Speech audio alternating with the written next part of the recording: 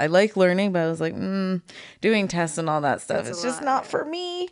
But I kept thinking about it after that long 3 years. I was like, why not? And then my grandfather was like, well, I would like another degree before I go. I'm like, you're not leaving anytime soon. Whoa. So the pressure was on. Juggling classes, making friends, studying tips, saving money. We're talking about all things college and giving you advice with real college students. Featuring today's host, Juliette Lin.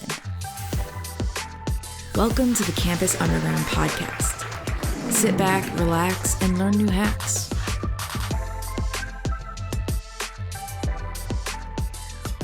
Hi, everyone. Welcome back to the Campus Underground podcast. I'm your host, Juliette Lin. Today, we are talking to grad students. I'm so excited to chat with you all about being in grad school. I'd love to hear from everyone your name and what you're studying. Yeah, for sure. My name is Mahima. I'm studying artificial intelligence right now, and I'm in my last year. My name is Erica, and I'm a fourth-year dental student. Hi, I'm Norman. I'm a third-year law school student. Hi, I'm Ashley. I'm studying forensic counseling, and I'm in my last year. Very cool. A cool mix of people in the group. Excited to chat. So we're going to start off with some rapid-fire questions of Would You Rather. Are you guys ready? Yes, for sure. Okay, awesome. So feel free to chime in whatever you feel. Would you rather study full-time or part-time? Part-time for me. It's so hard, I think. I mean, I know a lot of people that I met earlier were full-time, but I personally think it's really hard to keep up with personal hobbies and also work if you're full-time. But I do think it depends on the program. Like, I think if you're in more of a medical thing, it could be harder to do part-time. Well, for me, I like to do one too many things at the same time. So full-time is for me. But I feel like everyone should just choose whatever feels good for them. But for me, I'm like, full-time, gotta get it all done. Yeah, I'm the same way. I like to be busy, and I feel like full-time helps me stay more focused. Part-time, I get a little distracted. Same. Especially, and like one of the most favorite answers any lawyer will ever give you is it depends. Everyone has their own circumstances, their own scenarios. So figure out what you want to do, but for me, full-time. Yeah, that's great. A good way to preface this conversation. And then would you all rather take online or in-person classes? Ooh. I personally love online because I love to do so much all the time. But having an in-person like once in a while is nice because that way you get a mix of both. But online's so much easier because I could travel and do homework and travel and do classes, or I could like work and do homework there, and then I could also just easily pick up my laptop and do it anywhere. I do like the in-person better just for specific classes. If it's a very complex class, I feel that I learn better in person in front of a professor. I can ask them more like genuine questions of how do I get my mindset and knowledge to where you're at. I'm the same way. I like being in person. I feel like it helps me focus on those more complex classes as well. And then maybe the slightly easier classes are nice to just watch the recording the next day or something. Yeah, I think the only reason I prefer in person is because I'm part-time, but I do think that being in person, it also like helps you connect with your professors a little bit better if you want to do like research or something like that, versus the online connections are a little bit harder to make. Yeah, smart. A lot of good considerations. Would you all rather take morning or night classes? Both for me. The way my schedule is right now is I've stacked all my classes on 3 days. So I'm 12-hour days so that on Tuesdays and Fridays, I have absolutely off to either study, do work, make some money, spend time with family or whatever. So I like to suffer, but... Got it. Morning through night. Got it. I like morning. That way I have the rest of my day to do whatever I want. Okay, got it. I would be falling asleep in a night class. I cannot stay up. Yeah. No, I think I could sustain night classes in undergrad, but for some reason I can't do it anymore. I don't know if that's like a sign of the times. Now, yeah, for sure. Okay, and then would you rather have a smaller or larger class size? Isn't the obvious answer small? Is that like too obvious? I feel like I don't know. smaller is for I think me too. smaller. I feel like it's more personal, so I can actually really interact more with people, even if it's online. I feel like it's just a lot less people having to like chime in all the time. Yeah. Yeah, I mean, I've had classes of like 200 people, and it gets a little bit overwhelming. Well, I think one of the appeals of like going to grad school, I feel like they kind of promote that the classes are a little bit more smaller and concentrated anyway. So I'm surprised. I like actually haven't taken a grad school course with like a big course size. They've been pretty small for me. Yeah, that's great. Would you rather study locally or move to a new city? Depends on the city. Oh, Yeah. I think that's what. I heard, Yeah. Erica, you're moving to I a am moving city. soon. So I've been in Boston my whole life, so it's been kind of nice to stay locally, but now I'm moving to New York for the next part. I'm also moving to New York. Yeah. It's so exciting. It is It's a exciting. big change, but I'm really looking forward to it. Yeah, I think it's been nice to be in school closer to home. Just in, like, I mean, as grad students, like, we need a lot of help, like, whether we like to admit it or not. Like, some days, like, we are hungry, like, we want to go be near home or something like that. But, like, I think once, like, all the struggle is done, it'll be nice to move out of state. Yeah. Okay, got it. Definitely. So mostly everyone is locally for while you're in school. And then would you rather have a longer commute for better space at home or smaller housing but be right on campus? I feel like in grad school, and I'm not sure like what your experiences are, but at least for me, because the courses are so much more difficult and the amount of time that you have to invest in your academics just takes so much more comparatively to undergrads. I don't have the time or the luxury to spend an hour, hour and a half going to school and going back home.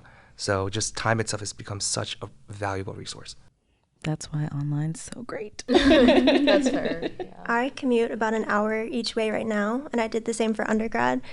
So it definitely took a little bit of getting used to, but I feel like at this point I'm so used to it, it's starting to not feel so bad anymore. And I kind of learned to use the time to either study or just kind of chill and listen to music. For the next chapter of my life, I definitely want to live a little bit closer to wherever I am and just get to experience both. Totally. Yeah.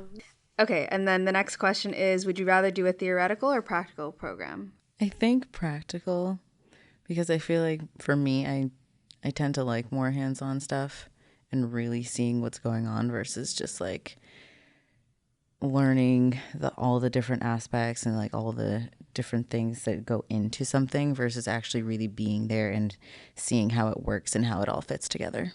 Yeah, I think I've always been more of a practical person, but now as I'm finishing out my program, I'm doing research for the first time in my last semester, and now I'm kind of wishing I did more theoretical research stuff. Now I'm a little bit more on theoretical side for grad school. Oh, interesting. Yeah. Why? I found that research is actually a lot like more interesting than I thought it was going to be. I mean, like my field, like AI, I feel like if you're trying to get a job, it makes sense to do more of like a practical thing. But I'm realizing now that there's like more to like education than just getting a job, and the research aspect of it is actually pretty interesting and is just as fulfilling as something a little bit more practical. Oh, that's awesome. I would say practical. I think especially dentistry is very hands-on and working with a lot of materials and different people, so I would feel a little bit more practical. I'm more theoretical just because whenever we do case studies or like of all the different cases we've had in the past, it's always a very set circumstance of details, events that have occurred, and not every case is going to be the same as that. So we have to train ourselves in a theoretical mindset to understand how to attack a problem when we have it. Yeah, especially for law, that makes sense.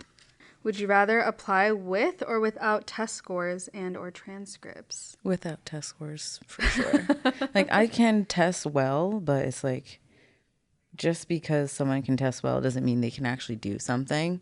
I always feel like seeing someone actually be able to do the actual, like for me, it's like actual counseling. I've done the practicals where it's like I've seen different people do it and everyone's different how they do it. And some people were like, yeah, I'm great with tests, or others, I get test anxiety and I don't test well. So it's like basing things on a test is never really enough, because it's like I feel like most tests are just basically I can remember what the answers are and that's it. I don't know. I this is another one of those like it depends answers. It really depends on the industry. Like I feel like for AI/computer science, like the GRE, like I didn't even have to submit the GRE to my program. Wow. I took it anyway because there was other programs where they required it, but program I got into didn't even need it. I think it made sense because like you don't really need that to be a software engineer. Yeah, I think it's good to get like a baseline, make sure everyone's kind of around the same page or has some sort of background. But there's also so many qualities to whatever program you're doing that I think aren't always you're able to see them through test scores. So I think, I don't know if I would keep them or not, but I agree with you. I think it's more so, does your job impact the livelihoods of your clients or your patients? And if the answer is yes, there should be a baseline status point of where you should be at least before you start like affecting other people's lives. Right, yeah. That's an interesting perspective. And then would you rather switch to a different school or get your master's at the same school as you did your bachelor's? That's a tough one. I think it all depends on like the kind of program each school has, because some might go a little more in depth, some might not, and every professor and class is always curated differently. So it's like it's kind of hard, because I'm like, when I did my undergrad, it was at a different school and I did love there, but it's like I feel like where I'm at now, I do like how I'm being taught certain things, which is a little bit different. Yeah, so different schools might have different ways of teaching. Like similar to what you were saying, if the school you went to undergrad at has like a nice like +1 program, or it like offers you like an extra scholarship, if money's a concern, that might be like one of your factors for deciding. Yeah. Yeah, that's basically all I had to say. And what is a +1 program? Like if you do like 4 years undergrad, there might be some programs that are like, oh, if you stay with us for like 2 years, like you can get a master's, versus like if you applied like outside of that, you might have to do it in like 3 years or 4 years or something. Okay, like yeah. That's what I did Like for a my MBA. pathway. Yeah. So I stayed 1 extra year after my senior year of my undergrad, and then I ended up with an MBA in finance. So I saved myself 1 year of graduate tuition. Yeah. Smart, very smart. Okay, cool. Would you rather pay more for a big name school or pick the option that's more affordable in the long term? You're smiling over there. I love my school. Oh no. They're great. But depending on the industry, sometimes the name schools do give you more perks and benefits. But I can understand why, if you have the opportunity to get in a big name school, depending on the type of law that you're trying to get into, it might be worth it. But it depends on the person. I think dentistry is a similar way. There are certain names that do stand out, more so if you're looking to specialize. But if you're looking more for like a general dentistry, then I think all programs are great. Dental school and really every grad program is so expensive. So trying to find a school that has a lower tuition is not a bad idea. Also, places that have a lower cost of living, I think, make a big difference. Oh, yeah. That's an important consideration. I don't know.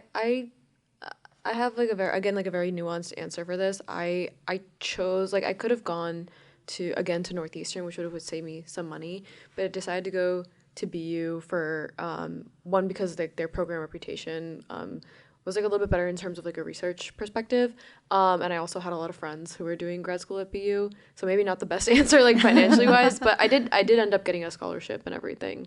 So I think that honestly my suggestion is like go to a cheaper school for undergrad, because then like, if you do really well in like an undergrad, you can get into a nice master's school. They might even give you like a merit scholarship. That was the path that I went down. Yeah, if you're already thinking you want to get a master's when you're in undergrad. Yeah, that's basically about the same that I did. I went to a cheaper school, and then I ended up at UMass Boston and finished there. Yeah. So it's like just going where it makes sense, and as long as you're still getting the right amount of education or like the right pathway that you want for yourself, it's just like really paying attention to like where you want to go. It helps a lot.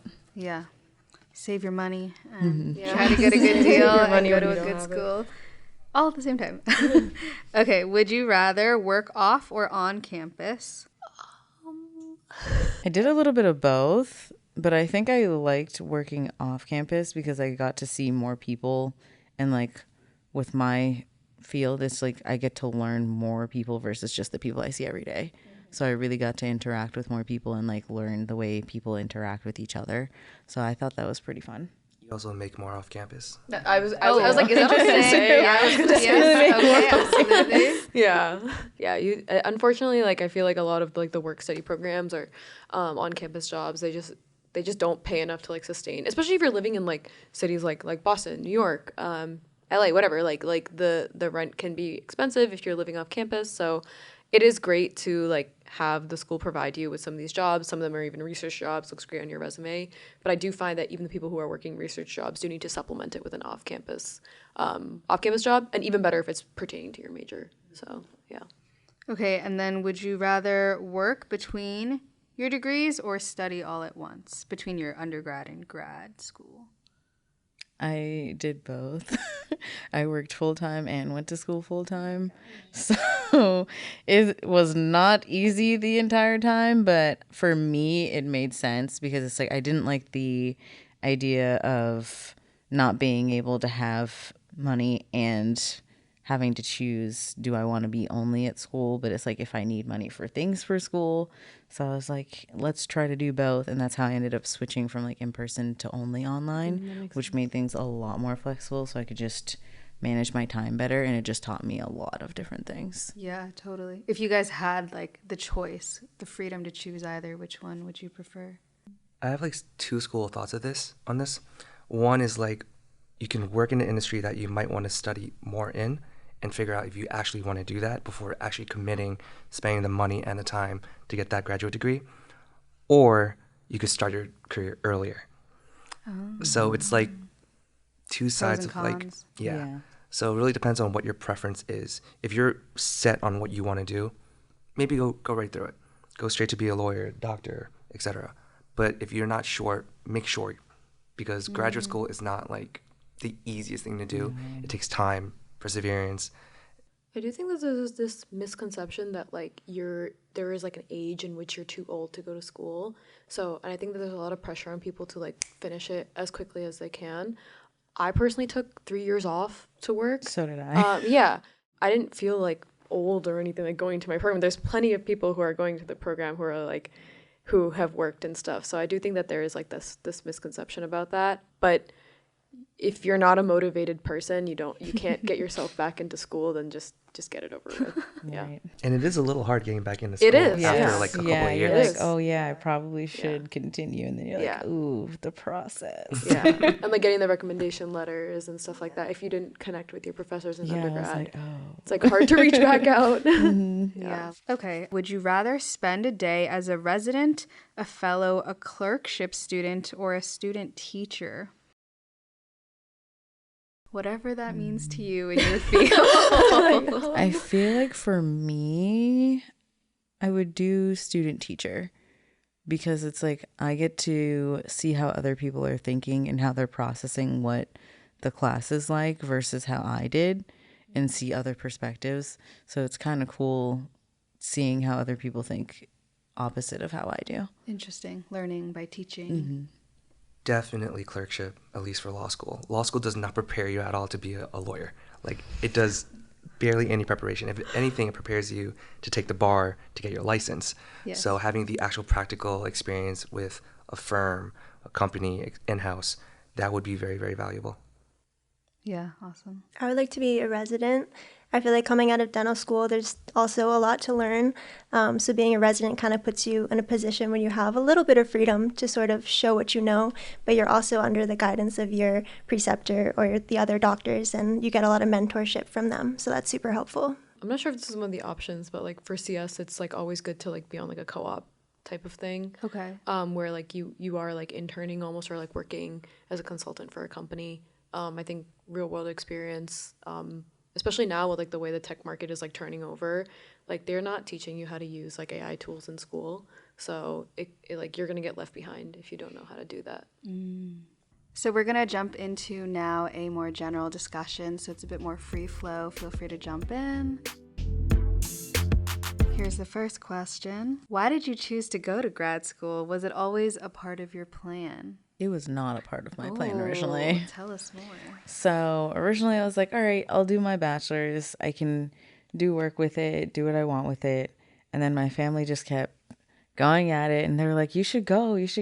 And what did you study in undergrad? Psychology. Okay, got it. So I was like, all right. I thought about it and I was like, I don't know if I really want to go to more schooling because I like learning, but I was like, doing tests and all that stuff. It's just not for me. But I kept thinking about it after that long 3 years. I was like, why not? And then my grandfather was like, well, I would like another degree before I go. I'm like, you're not leaving anytime soon. Whoa. So the pressure was on. So then I was like, all right, I'll look into more of it. And then I started really doing a little bit more research and I landed on the forensic counseling. I'm like, all right, that's definitely something I'd be into really pursuing and going into. I didn't have much of a choice. both in terms of I was a paralegal, and if I wanted to keep moving up in the world in terms of the legal industry, I had to go back to law school.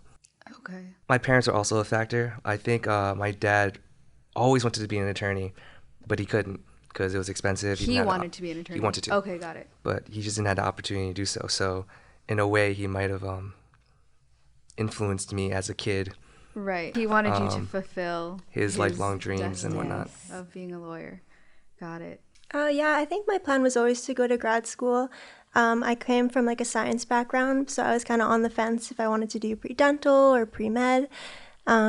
And then I also started college a little bit early, so I felt like by the time I graduated, I still felt so young. I wasn't ready to join the workforce. I still felt like I had so much to learn. So I felt like going to grad school and doing another program would help guide me in the right direction. Yeah, similarly to you, it wasn't really in my plan at all, but I started to notice that in my industry, you might start to get pushed out if you don't have like another level of higher education. Mm-hmm. And that's like debatable. Like people have different schools of thought on this, but I think especially now, like I'm seeing a lot more interest in like my skill set because I am in a grad program. Yeah, and I just personally I like being in school. So like if it were up to me, I would be getting some ridiculous degree like in linguistics or like some not that's not ridiculous, sorry. But like you know like you know what I mean? Like I would be getting something like completely unrelated just like for the love of learning. Yeah. Absolutely. But I kind of was like, okay, I want to be back in school, but let me do something smart that could help me get a job and do a program where they have like a lot of flexibility to pick classes so I can still like have fun at school. That's great to hear everyone's journey. Are you pursuing grad school to finish an educational track you started, or are you using it to pivot careers? I feel like people kind of touched upon this, but if there's anything else. I feel like it's a little bit of both because it's like, yeah, I want to be in the career, but also just really learning and fulfilling like what I want to do for myself and other people. It's just good to have a passion for both. Yeah. And what were the kind of jobs you had before versus like what you think your trajectory will be? I've done a couple different things. I worked in a pizza shop. I worked at a hotel. I've worked with elder care. I've done behavioral health. I've just done so many like odd different things. I worked for like a maintenance company. Like I was like, let's just see all the different kinds of things that I'd want to look into and then really figure out where I want to land. And I've also like substitute teach too. Okay. So and with I'm your forensics? With the forensic counseling, it's like I haven't done any forensic specific things, but I know that it still can tie in really because it was mainly counseling and then like the forensics is just like the science part of it that I really like too, and doing like the evaluations and stuff, which is where I got from the behavioral health mostly.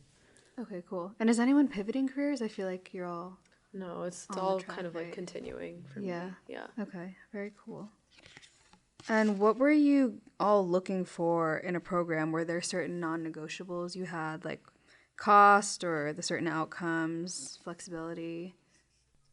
For Hofstra, at least, it was close to home.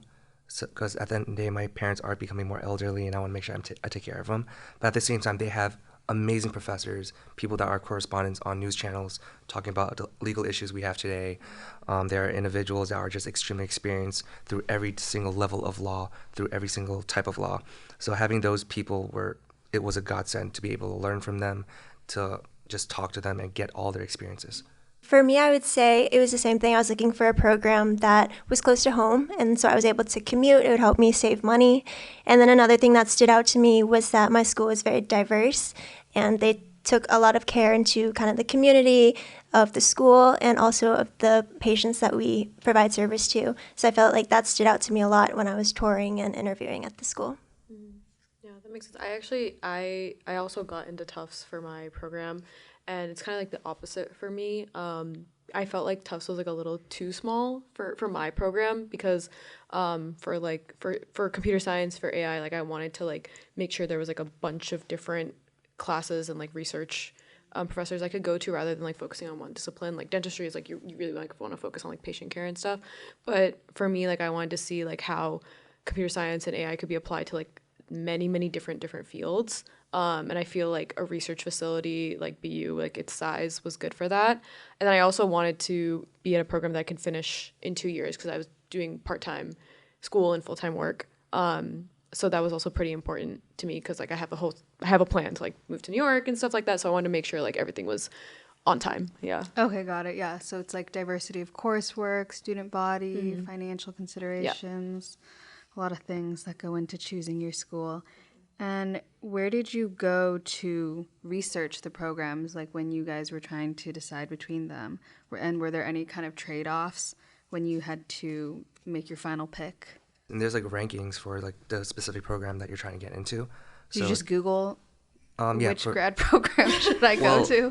What should I do with my life? There's like U.S. News rankings. Okay, so US they'll News. rank all the law schools that are like ABA certified within the U.S. and they'll have like a whole profile of what they do, how much it is, what the student body looks like, how much teachers to student ratios, the programs they offer, the perks, the cons, and typically on top of that, you can go to the school website itself, and then you can do your own research. I definitely reached out to a lot of people on LinkedIn. I don't know if you did. I did like through Instagram. That's even more like I don't know, like out there than me. Yeah, no, I definitely like reached out to people. I found that was the best because honestly, like I think like looking things up on the internet now, it's like really hard to like sift through like cruft. Like you can only like read so many Reddit threads about your school before they start complaining about like school lunch or something. You know what I mean? So like I think it's nice to reach out to people. It's easy to find them on like LinkedIn or Instagram or whatever. Like they have it in their bio. You can like just directly set up a conversation with them. Well, I was the opposite. Oh. I was on Google looking up everything, looking at all the school pages. Like I would do it at work. I would do it at home. I would do it on the train. What were you looking up specifically? Generally grad programs in counseling, and then once I landed on forensic counseling, I looked at all the different types and like where they were and like what they had and like what kind of classes they had. Okay, yeah. And then obviously piggybacking on the timing. Like how long? Because I'm like, I didn't want to do it too long Yeah, either. because some of them are different lengths. I was like 2 years is good. Yeah, I especially feel like for us because we took a break. It's like almost like we feel I was like, like, oh my god, we I'm need to finish it. behind. Like the time is ticking. I'm like, oh, I took too long. yeah, exactly. Which is not true, obviously, but it's like it feels like it that. felt like that Yeah. because I was like, maybe I should have gone right away, but I was like, that time I needed it. Yeah, for real. Yeah, good to know there's different lengths of programs even within specific fields. And then what made you choose the school you're studying at now? Someone actually suggested it to me because someone else they knew was in the program. They were like, yeah, they did it pretty quick and it was on your own time. And I was like, on my own time, I like that. So I was like, you know what, let me look into it. And then I was debating between this school and another one because they were starting around the same time, but this one started sooner. So I was like, all right, we'll go here and see how it goes. Okay, yeah, the timing aligned Yeah. and someone vouched for it. Yeah. Scholarship helped for sure. Plus Yeah. proximity home. Yeah, for me it was location, and then I also knew some dentists that had graduated from my program, and they had really positive things to say. They really enjoyed their experience there, so that kind of helped me finalize my decision.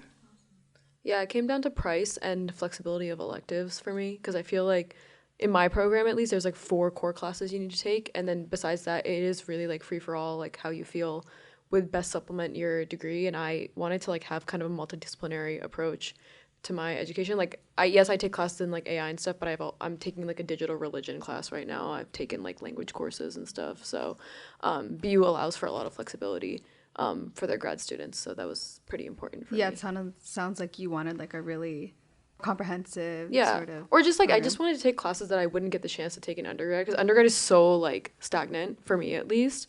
So it was cool to just like, oh, maybe I can take a class I've always wanted to take. more now. range. Yeah. Cool. And with every big decision, you know, there's always like some amount of fear that comes into it. Were there any things that almost stopped you from enrolling in your grad program, and what helped you overcome it? I think for me, I was just like, what if I'm not going to like grasp the concepts and actually understand how to really apply everything I'm learning until I did the practical, and they were like, oh, you're actually really good.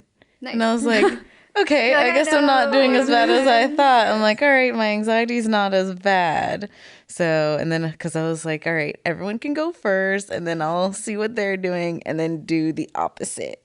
So it was actually not that bad because I was like, I don't know if I'm really going to be able to really take everything and learn it and actually apply it and put it into real life instead of just being like, yeah, I'm taking classes and learning nothing. Right. Okay, so you kind of just took like the tiny first steps and felt more comfortable. Yeah. I knew. So Great. There's no choice for Love you. it. yeah, There was nothing, no doubt in your mind. Nope. You were That's amazing. good.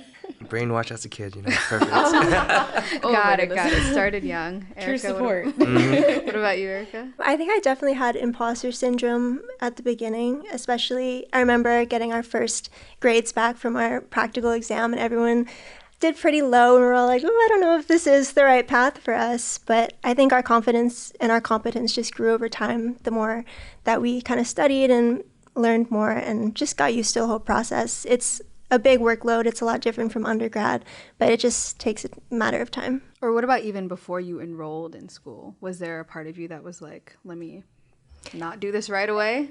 I don't know. I feel like I was so eager to just go straight through and start the program. And I feel like I almost went into it kind of blindly, not really knowing what to fully expect, but that kind of helped me just keep going and not psych myself out. Yeah. Ignorance is bliss. So true. Yeah, I feel like a lot of discourse in like tech and CS is that like you don't need a master's degree. Like that, like most people are like, oh, you can just like do it through project and stuff. So as I was applying, I was like, oh, am I like doing this? Like, is this like a waste of my time? But I think that like there is something like that gives you an edge when you have a master's degree in this field, even if like people feel like you don't really need it. Like I think just like having a research mindset definitely is something unique about my experience. And then the only other thing that I was worried about was expense. Like it's like so it's so scary to like self-fund, like because I like my undergrad experience, like I had a really nice scholarship, like very, very thankful for that. But this time around it's like harder to get scholarships as like a grad student. Thankfully I did like apply and get like a merit scholarship, which is great, but like that's pretty uncommon, I'd say, unless you like specifically like beg the financial office for help. So that was definitely like one of my fears. But I think that I don't really think education's a waste, like ever. And when you were talking about like not knowing if you needed a master's, were there like people that you had talked to, like maybe people you reached out to on LinkedIn that helped you get that other perspective that you would have an edge? Yeah, for sure. Because I think a lot of the people like at work in my industry were like, I don't have a master's. Like, why do you need one? But I really kind of like felt like, oh, I really want to go back to school, and if I'm gonna do it, like I think I should do something that's like relevant to my field of study.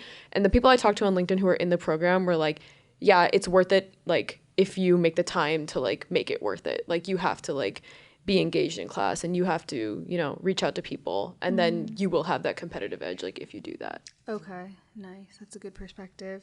And has your plan to pay for grad school, we were just talking about money, changed since you started looking into it? Is there any like new resources you've learned about or different ways you're funding it?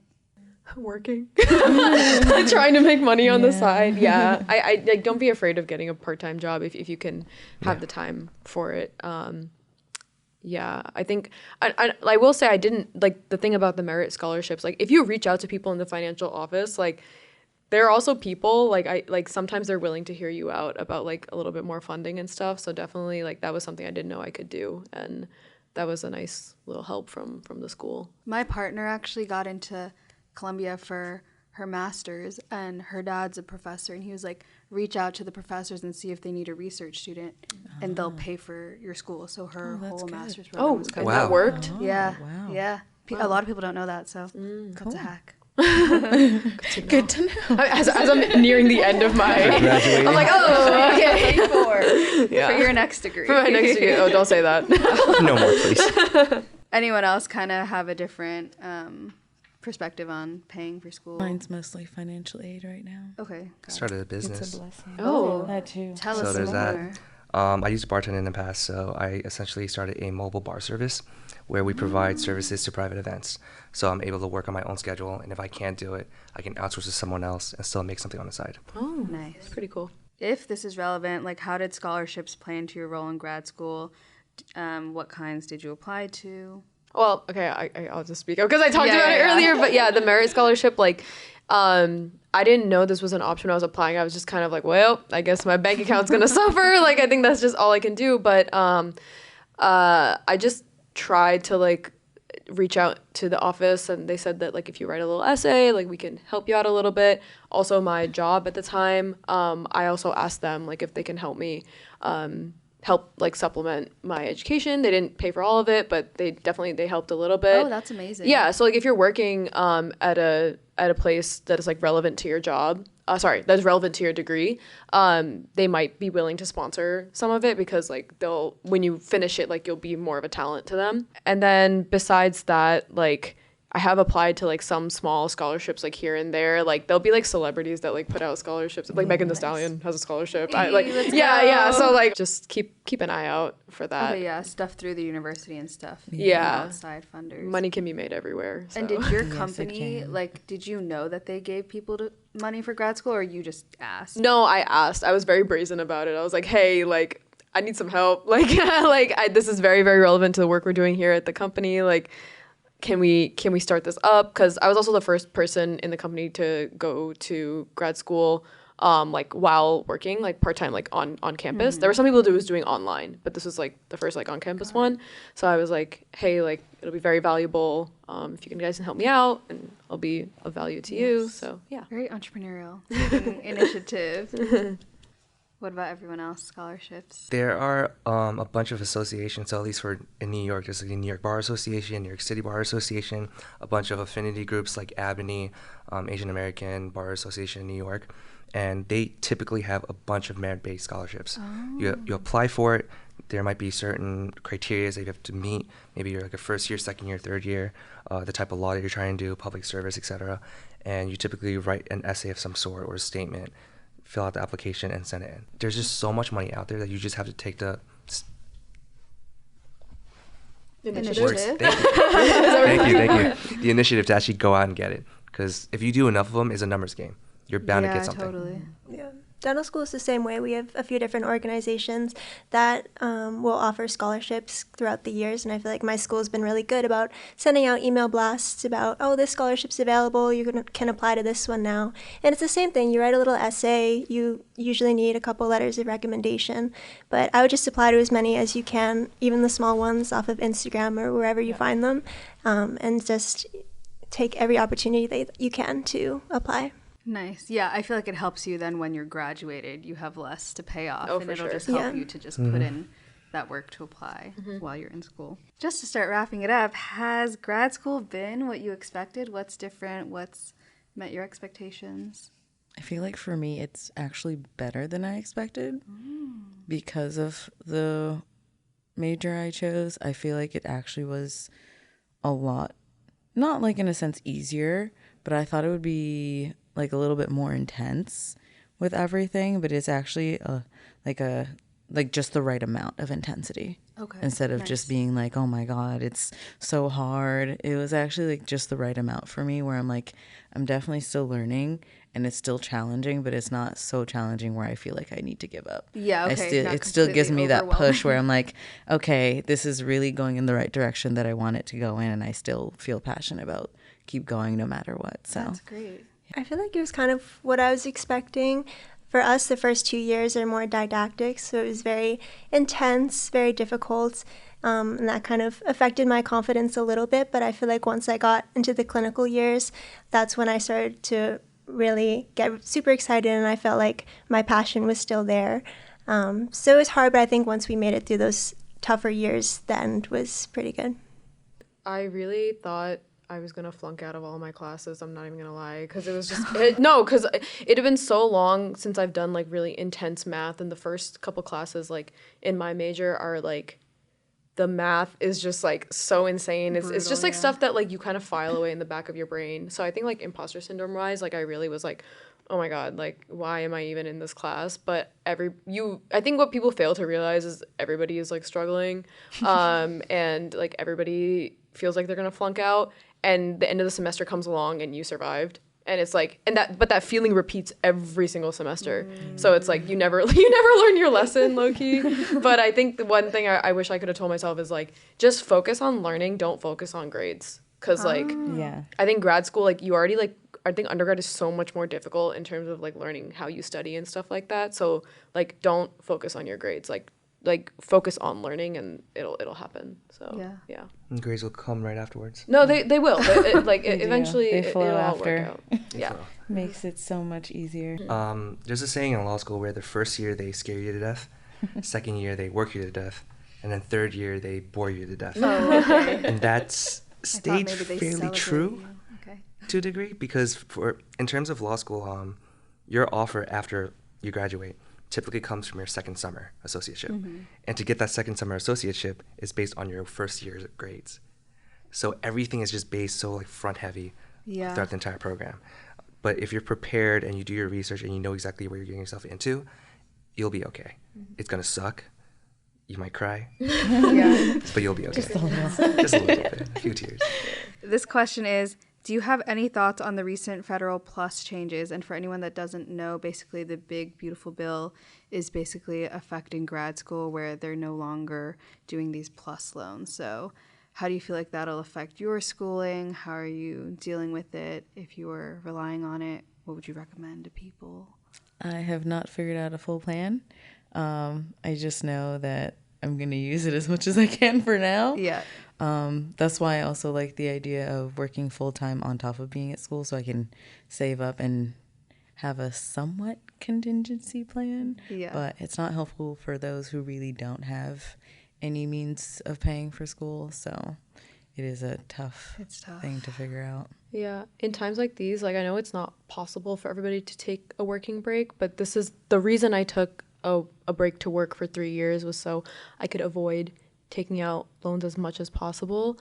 If that's an option for you in like the financial state that we're in, I highly recommend it. And also like getting a job part-time, even slowing down your program. There's no shame in taking your time to make sure you're not in debt. So. Yeah, take less classes, pay less. Yeah, totally. It's what I'm hearing is like be resourceful, try to get more scholarships. Like you said, there is a lot of money out there. So if there's any other Megan Thee Stallions out there, please sponsor our education. Or take a break, take things slow. You don't have to do it all at once. And yeah, I don't know if would you guys consider subsidizing some of the like PLUS loans with private loans? Is that something y'all are open to or exploring?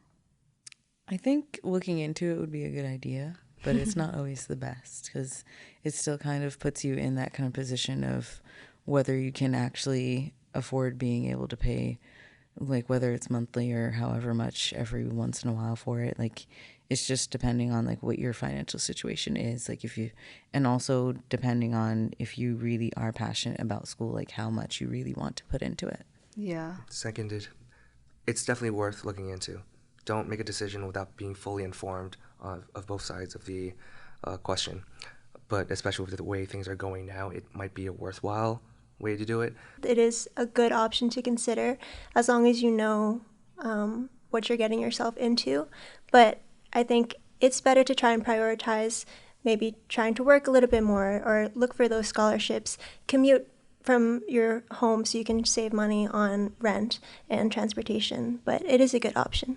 Anything that you sign up for, make sure you read everything properly. Like you're responsible for what you sign up for. So I think in that way, if you compare the costs and you compare like your payback options, like having some level of debt is not a bad thing. It's actually an enabler, right, to like let you do things.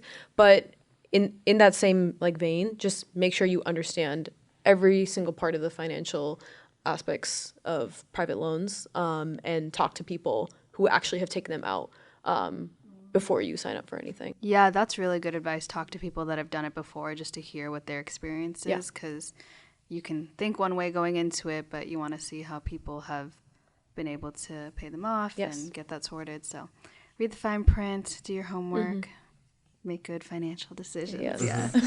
Awesome. Cool. Well, that about wraps it up. Does anyone have any final thoughts on grad school, final advice for folks out there?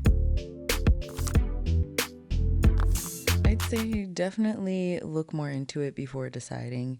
Even if you're like, I definitely want to do it, still do your research. And if you're like, I'm not sure, just look into it. Never hurts to get all the information and then make a decision. And when you're in the program, there might be moments where you're questioning if you deserve to be there, if you feel like an imposter, baby steps. Take one small step at a time.